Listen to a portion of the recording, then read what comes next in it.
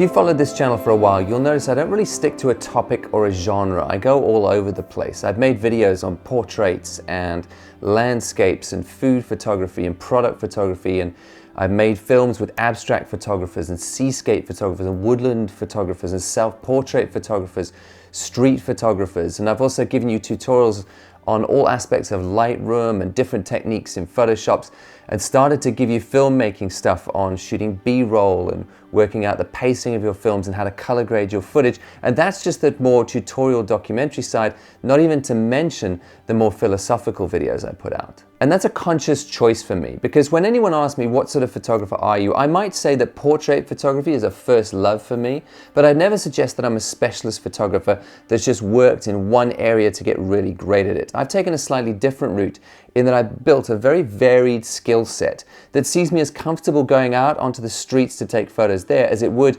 going into a studio to shoot work for a client. I didn't want to limit myself. I wanted to try a bit of everything to see what it had to teach me. Admittedly, there's a slightly jack of all trades, master of none element to that, but I'm comfortable with that. It's meant that I've been able to work in a variety of different contexts as a photographer over my career. And over time, I'd like to specialize more in one area and get really, really good at one specific vein of photography, but I don't want to give up that very broad skill base that I've laid down for myself. So that's why it's difficult to answer when people ask me what sort of photographer are you, because I'm not exclusively a portrait photographer, even though that's my first love.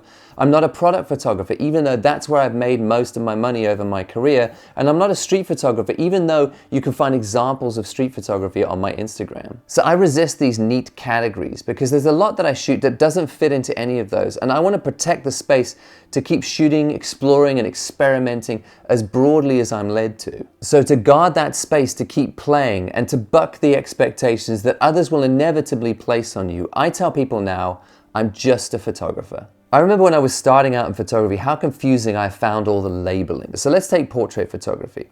I was once told by a photographer, if you want to be a good portrait photographer, you have to learn how to use available light. That's the real skill. Work with what's there, the things you can't control, and create beautiful portraits with people. And another photographer said to me, hey, if you want to be a genuine portrait photographer, you have to create your own light in studio, prove you have control and you can work from scratch with no light available and build up your own light on a subject. And those two photographers told me that that's how you should be a genuine portrait photographer in the same week. It took me a while to realize I shouldn't listen to any of these photographers, because whilst they're talking about legitimate skill sets within a genre, neither has a monopoly on the way that it should be done.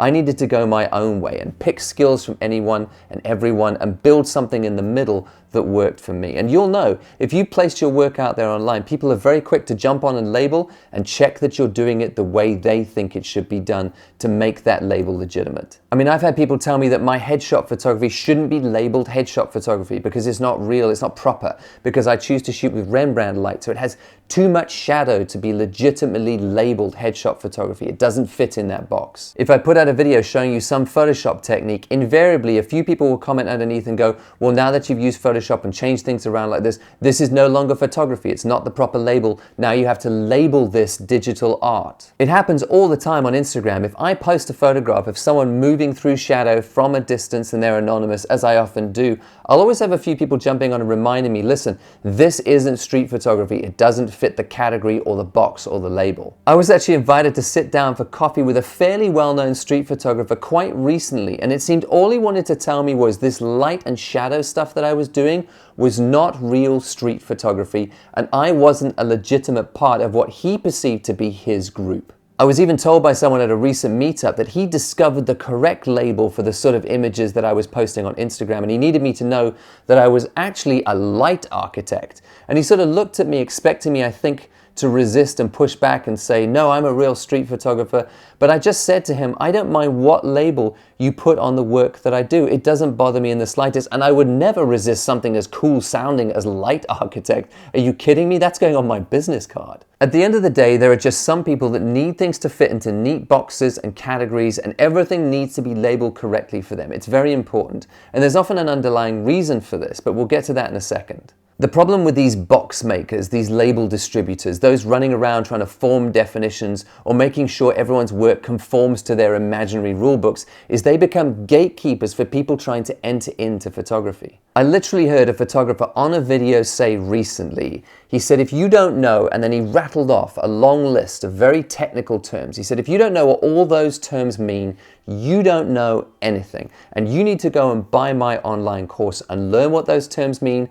And this is what he said, and stop pretending to be a photographer. Now, hands up, I only knew about 3/4 of those terms and what they actually meant. So in the mind of that particular gatekeeper, I'm not the real deal. I'm someone who's just pretending to be a photographer. No matter what images I produce, I'm a fake, unless I go and buy his online course and learn what those terms mean, of course. This sort of thing really annoys me, not for me, because I'm far enough along by now that I really don't care about all that stuff. But I remember how confusing it was at the start, hearing all this noise with people telling me I am the real deal, I'm not the real deal, I'm doing it wrong, I'm doing it right, I should put this label on what I'm doing, I should fit in this box, but I don't.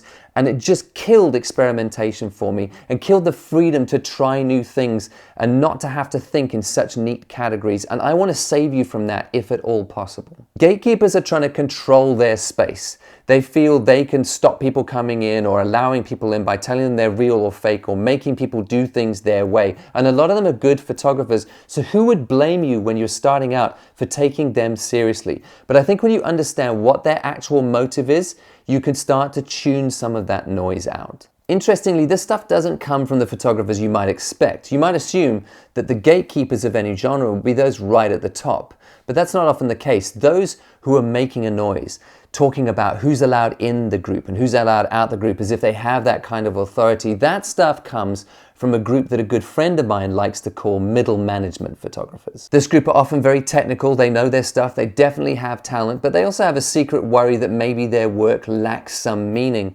And they're really upset about the fact that they're definitely not getting the recognition that they believe their talent warrants. And so instead they spend their time trying to control the space and act like a bouncer at the door of their genre. They also try and justify their perceived lack of success by creating this moral story where they're the hero at the center, who's a guardian of the true way, and everyone else is out there just making a mess and bastardizing the art form so they can at least have a sense of moral superiority while they struggle. But we know that's a cheap trick. It's so important when you're starting out in photography that your creativity, your sense of play, the permission you give yourself just to experiment doesn't get crushed, because it's the best way to learn. So when the middle management photographers come to you and they tell you, look, you're doing it wrong, or you don't belong to our club, you can safely ignore them. That sort of talk rarely comes from a good place, and it's usually just about an insecure photographer trying to protect their patch. And actually the fact that they came to you to tell you that stuff means they see you as some sort of threat, which is actually in a weird way a compliment. But you know who never reaches out to tell other photographers that they're doing it wrong? The great photographers. I listen to a lot of interviews with photographers, and I don't know if you've noticed what I have, but it seems to me that the greater the photographer, the less interested they are in answering questions which try and put their work into neat categories or boxes or put labels on it. It's boring to them because they know it leads to less creativity and not more. And shouldn't that be a sign to us? Don McCullum, shooting gritty black and white landscapes of his home in Somerset, doesn't get asked and wouldn't answer in an interview, hey Don, you're a journalist, you're in journalism, this isn't journalism. But if he did, I imagine he'd just reject the label. In fact, I've heard him say in a video, I don't belong to any particular genre, I'm just a photographer. I picked up a book of Saul Leiter's work the other day called In My Room, which is a collection of intimate portraits of the women in his life.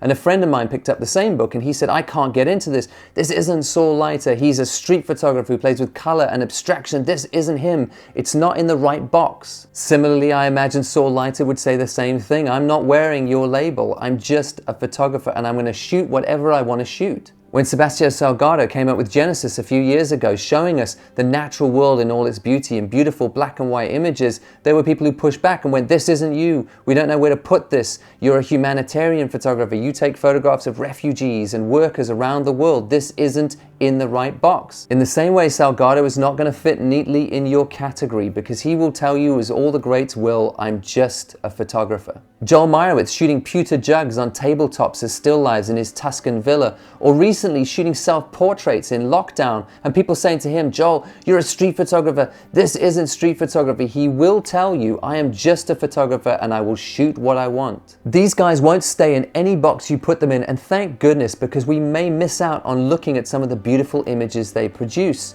They don't play the labeling game. That game is played by beginners and insecure photographers, and the sooner you can get over that stuff, the better. Just be a photographer. Bottom line, shoot what makes you happy. Yes, it's still true that things like specialization and consistency are important in the way that you present yourself if you're trying to build a following or get work in from clients. I've made videos saying as much, and that stuff is all still true. But for the rest of you who just take photographs because it's what you love to do, and even for those of you who are working photographers behind the portfolio where you're still shooting for yourself and all those personal projects, shoot what makes you happy. Keep it that simple. I, for one, am not going to wear any label you want to put on me, because tomorrow I might want to shoot something totally different that doesn't fit that label, and I want to give myself permission to do that. And I'm going to leave all the admin of label swapping up to those of you who care about that sort of stuff. I'm going to give myself as much freedom as possible. To make sure I keep developing, I just want to be a photographer. I want to pick up my camera and walk out the door, and I want to shoot whatever grabs my attention without worrying whether or not it fits. That might mean I might take my little Ricoh GR and walk up on the top of the hill and take a photograph of a beautiful sunset. Now, if landscape photographers tell me that's not landscape photography because you didn't take tripods and filters and cable releases and multiple lenses and you didn't do it properly, that's fine. If it doesn't fit in the category, it's okay. All I wanted in the first place was to take a beautiful image, and if I did that, you can call it whatever you like. Let me say it here for the record, I don't wear the label street photographer. I don't really think I fit that category with every image I take. I love shooting interesting light and shadow, and I want to keep it that broad. So I want to shoot that wherever I see it without worrying whether that shot I just took qualifies as a street photograph. Some days I might take a photograph you consider to be street photography. Some days you might call it architectural photography. Some days I might be close to somebody and you think it's environmental portraiture. I just want to give myself permission to keep shooting interesting light and shadow without worrying about which neat category it fits into. Those of you who care about labeling and virtually filing and policing other people's photographs can argue about that stuff amongst yourselves, but know this, the rest of us are out there spending our energy on taking as many photographs as we can, because we know that's the only way we're going to become better photographers. If you drop me anywhere in the world with a camera in hand, I will just start taking photographs because it's what I love to do, and I won't be concerned with what category each of those photographs fit into. I will just shoot what I see because I'm just a photographer, and so are you, by the way. If you have a camera, if you love taking photos, you're also a photographer, and don't let anyone tell you otherwise. So just be a photographer, shoot what interests you, make beautiful images. Let other people argue about which boxes those images belong in. You don't have to explain yourself. Shoot what makes you happy.